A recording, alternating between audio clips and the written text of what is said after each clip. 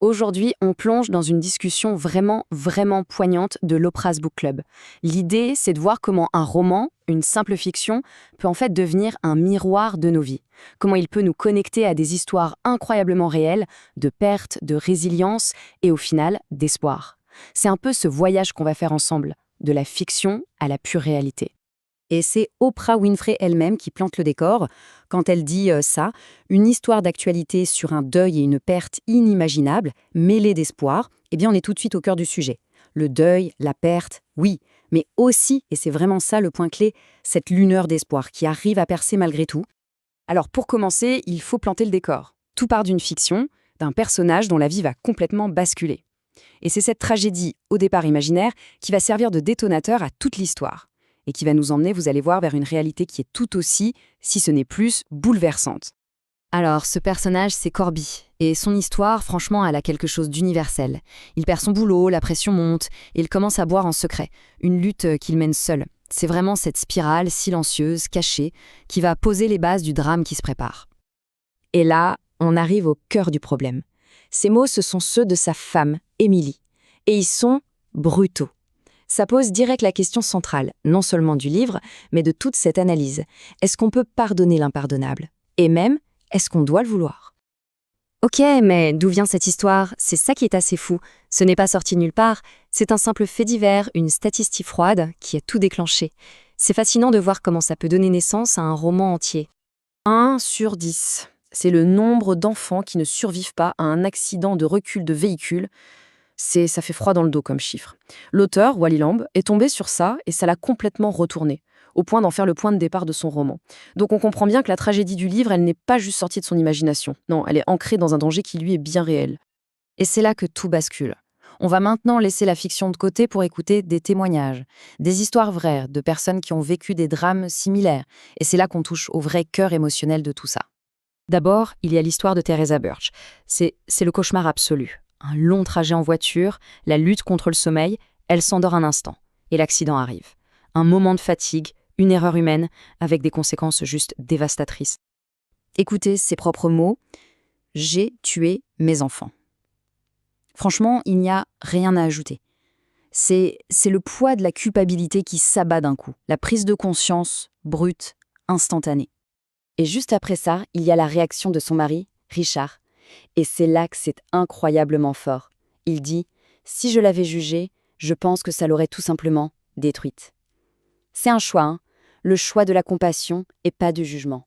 C'est ce qui a tout changé, ce qui a permis de ne pas tout détruire une seconde fois. Ensuite, il y a une autre histoire, celle de Chazikh. Son fils de 3 ans, Yori, s'est noyé. Et ce qui est terrible, c'est que ça s'est passé pendant un moment de jeu, au bord d'une piscine, avec plein d'adultes autour. Son témoignage vient briser une idée reçue tenace. On pense que la noyade, c'est bruyant, qu'il y a des éclaboussures, des cris. Mais en fait, non. C'est souvent incroyablement rapide et silencieux. Et là, Chazikh partage un chiffre qui fait l'effet d'un choc. La noyade, ce n'est pas juste un risque. C'est la première cause de décès non intentionnel pour les enfants entre 1 et 4 ans. Quand on entend ça, on comprend tout de suite l'urgence de la situation. Et Chazikh va plus loin. Elle connecte son drame personnel à un problème beaucoup plus large, un problème de société. Ce graphique le montre bien. 67% des familles noires ne savent pas nager. Pourquoi? C'est un héritage direct de la ségrégation. Pendant des générations, l'accès aux piscines, aux cours de natation leur a été refusé. C'est une tragédie qui a des racines historiques profondes. Du coup, la conversation s'élargit. Au-delà du drame personnel, comment est-ce que la société réagit? Qu'est-ce qu'on fait en tant que collectivité? Et ça nous amène à la question de la justice. Son rôle, c'est de punir ou c'est de réhabiliter? Et là, on voit bien cette tension. D'un côté, on a la punition. Un juge a même dit à l'auteur, Wally Lamb, la prison, c'est fait pour punir. Point. De l'autre côté, il y a l'idée de la réhabilitation. Est-ce que c'est vraiment possible? Est-ce que la société est prête à accueillir les gens qui sortent? C'est un vrai dilemme que l'auteur a exploré en travaillant lui-même en prison. Et puis, il y a cette phrase, dite par une de ses anciennes étudiantes en prison.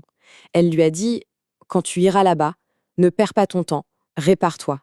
C'est tellement puissant venant de quelqu'un qui l'a vécu. Ça dit tout. La reconstruction, la vraie, elle ne vient pas du système. Elle vient de l'intérieur. C'est une décision personnelle active. Alors, la grande question, comment on fait pour avancer après ça? après l'inimaginable. C'est là qu'on va voir comment ces femmes, Teresa et Chazik, ont réussi à transformer leur douleur, leur deuil, en quelque chose d'autre, quelque chose de constructif. On peut voir ça comme des pistes, des étapes vers la guérison.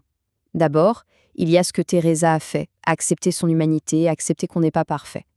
Ensuite, il y a l'approche de Chazik, canaliser son deuil dans l'action, créer une association pour que ça n'arrive plus. Et enfin, peut-être le plus dur, réussir à lâcher le « et si », cette question qui nous ronge, pour la remplacer par autre chose.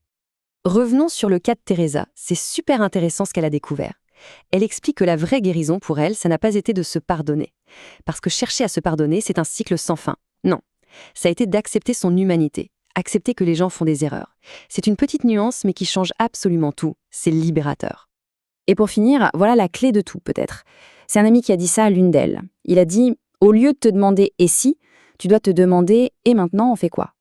Et c'est exactement ça. Le passé, on ne peut pas le changer. Le « et si », c'est une prison. La seule question qui ouvre une porte, qui permet d'avancer, c'est celle-là. Et maintenant, on fait quoi? C'est la question qui transforme la douleur en un chemin.